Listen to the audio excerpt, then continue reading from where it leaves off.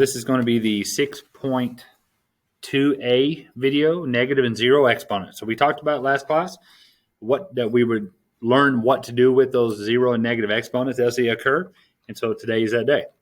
And so let's learn what to do with them. And so make sure you've already taken your quiz, and then make sure you got your notes ready and take good notes. All right, so here we go. So it says, what does 3 to the 0 mean? All right, what does it equal? And so what it means is that 3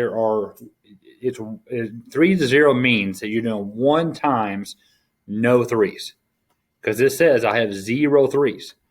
Now, if you did 1 times that, now that doesn't equal 0. 3 to the 0 power does not equal 0, right? It just means that we don't have any 3s. It's an absence, but it's not actually 0. So you have to understand there's still a 1 out front. All right. So what we would say is that 3 to the power of 0 is equal to 1. And that's a hard concept for some students to understand. But let me show you what we'll talk about why that happens in a minute. So what do you think x to the power of 0 means? What does it equal? Well, it means we don't have any x's. So it's going to be 1 times no x's. Not 0 x's, not 0. It's just none. So 1 times, and there's no x's, so we're just left with the 1. So x to the power of 0 equals 1. So let's see. If I have 4 to the third power, we know that says I have 3 4s. It says 4 times 4 times 4. If I have 4 to the second power, we know that means there are 2 4s. 4 times 4.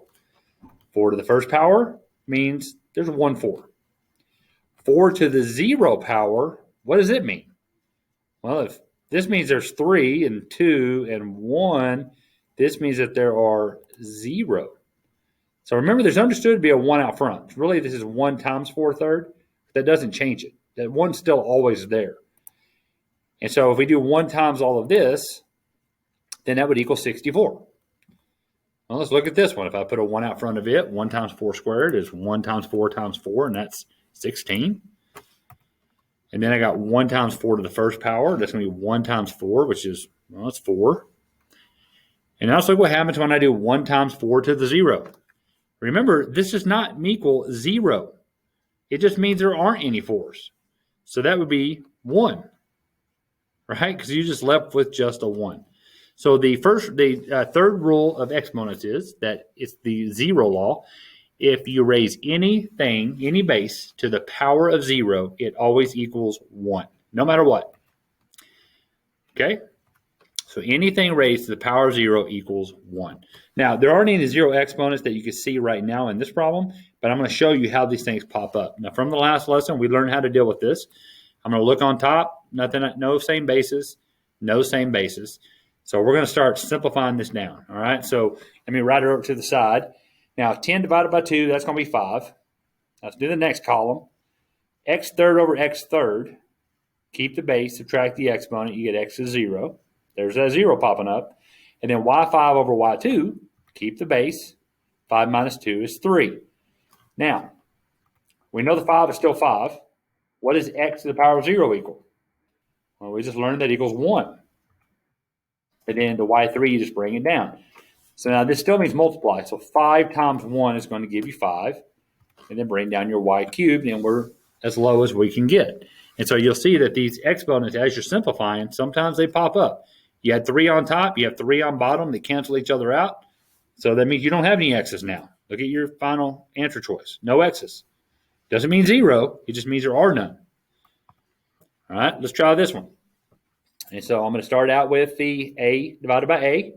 Remember, that's understood to be a 1 and a 1. So when I do 1 minus 1, that's going to give me a to the 0. Then I got b, 4 minus 4 is 0. Well, what does a to 0 equal? 1. What does b to 0 equal? 1. 1 times 1 is 1. All right? So that's how you deal with those 0 exponents as they pop. So let's talk about the laws of negative exponents now. When you have a negative exponent, it's not allowed to be where it is. And so the easiest way for me to describe this is when you have a negative exponent, I want you to think about a house. Okay, and in this house, in this exponent house, we have 2 floors. We have a bottom floor and a top floor. We don't like negative people in our house. And so if I have a negative exponent on top, we're going to make them go to the bottom and become positive. If we have a negative exponent on bottom, we're going to make them go to the top and become positive. So literally what you're going to do, if you end up with a negative exponent, you move it to the other side and you just turn it to positive. So a negative exponent on top is positive on bottom. Negative exponent on bottom is positive on top. All right, so let's see how that works. We have x cubed over x to the 7th.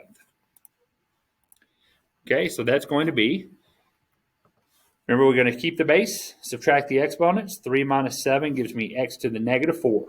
You're not allowed to have negative exponents. And so you want to have two floors, right? You want a top floor and a bottom floor. And how do you turn a whole number or a whole variable into a fraction? Well, you're going to put it over 1. Now I have a top floor, bottom floor. You cannot have a negative exponent. So these guys are going to have to go to the bottom. So when that happens, we're going to end up with, now remember, there's understood to be a 1 here. It's 1 times this. When this guy vacates, when he goes to the bottom, you still have a 1. That's where this guy comes from. And then on bottom, you have 1 times x to the 4, which just gives you x to the 4. So you literally are just flipping it down the bottom and turning it positive. Okay? So let's see how that appears naturally here. So 12 divided by 3 is 4. That's okay. And then we got x to the 2 and x to the 3. So that's going to give me x to the negative 1. 2 minus 3 is negative 1. And then we bring down, we got y is my base. 4 minus 2 is 2. Now, my 4, he's okay being on top. The x to the negative 1, he cannot be on top. He's got to go to the bottom. And then the y to the 2, that should be a 2. Apologize about that. That should be a y to the 2. That y to the 2 stays on top. Now, I want you to understand what's happening here. So I'm gonna ignore this part for a second because I just want to display what's happening with those exponents. I'm going to expand all those exponents. So how many x's do you see on top? Well, there's 2. How many y's are on top? Well, there's 4. On bottom, how many x's are there? There's 3. And there's 2 y's. Let's cancel out what we're able to. That cancels, those y cancels. Now, what is left on top? 2 y's. What is left on bottom? 1x. And then we have that 4, right? And so that's what you're doing when you're taking care of those negative exponents. The negative exponent on top, it just means that it's positive on bottom. It means you have more on bottom than you did on top. Okay? So if you just remember a rule that if it's negative on top, you move it to the bottom. Negative on bottom, you move it to the top. You'll have it down. So let's try this one. One thing you're going to see is they like to always scoot this to the middle. You might want to scoot it over to keep things straight. But when I do this, I'm going to do this part first. A to the 5 over a to the 8. 5 minus 8 is negative 3. And we still got b to the negative 7. We bring that down. Remember, we can't have a negative exponent. I don't really like the way that displayed. Let me do this myself. So what I would do is write this down, a5 over, and I'd put the a8 right underneath. And then I got b to the negative 7. And now I've got, keep your base, a. 5 minus 8 is a negative 3. B to the negative 7. So neither one of these guys can be on top. So when everybody leaves, you're left with a 1. A to the negative 3 on top becomes a cubed on bottom. B negative 7 on top becomes b to the 7 on bottom. So this would be the final result. Okay? Now, just like yesterday, so we're adding to this. We know 4 rules now. First rule is when you multiply same bases, you add the exponents. When you divide same bases, you subtract the exponents. Anything raised to the power of 0 equals 1. When you have a negative exponent, you move it to the other spot and make it positive. Okay, memorize those 4 rules. Make sure you know them because it's kind of easy when you do them a little bit at a time, but when you mix them all together, like we're going to see after the next lesson, it can become more difficult.